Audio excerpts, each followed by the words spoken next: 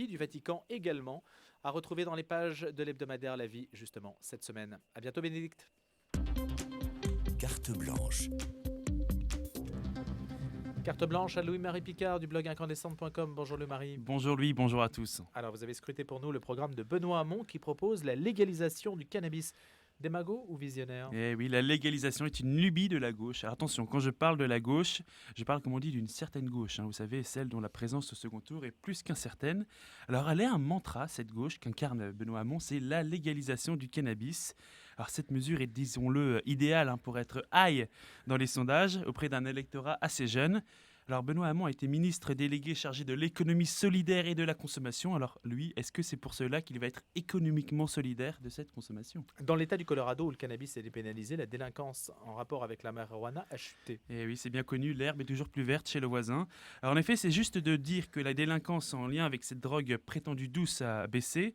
D'ailleurs, c'est l'argument choc de Benoît Hamon pour couper le shit sous le pied des dealers, car cela mettrait selon lui fin à une vaste démagogie et un trafic qui cause la mort de trop de jeunes tous les ans. Un bon argument? Mais non, parce qu'à partir du moment où une drogue est légalisée, la délinquance liée à cette même drogue n'en est plus une, c'est une lapalissade.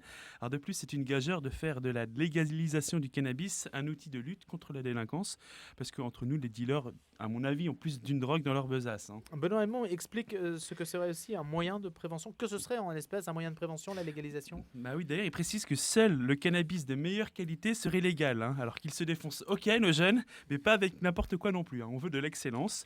En tout cas, s'il veut en faire de la prévention, il faudrait dans ce cas qu'il aille encore plus loin dans l'outrance, en faisant des classes vertes dans les salles de shoot pour les collégiens. Et comme ça, ils seraient peut-être dégoûtés ad vitam des piqûres. Alors j'imagine la scène. Alors les enfants, aujourd'hui, nous allons visiter une fabrique d'héroïne régulée par l'État.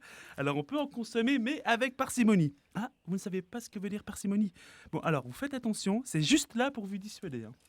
Qu'est-ce qu'on peut faire pour prévenir les méfaits de la drogue, Louis-Marie Picard? Alors, dans une société relativiste, il serait de bon ton que ceux qui aspirent à nous représenter promeuvent l'éducatif plutôt que le récréatif, car c'est certainement pas en se défonçant qu'un jeune se construit. D'ailleurs, rappelons que le cannabis tue, notamment sur les routes. Et pour ce qui est des consommateurs, ni la légalisation, ni la répression n'est la solution, c'est sûr. Je ne prétends pas l'avoir, d'ailleurs, cette solution. Mais ce que je sais, c'est qu'en cherchant bien, Benoît Hamon trouvera une meilleure substance pour combler d'espérance le vide des jeunes qui ont la drogue pour héroïne. Merci, notre héros du matin et du jeudi.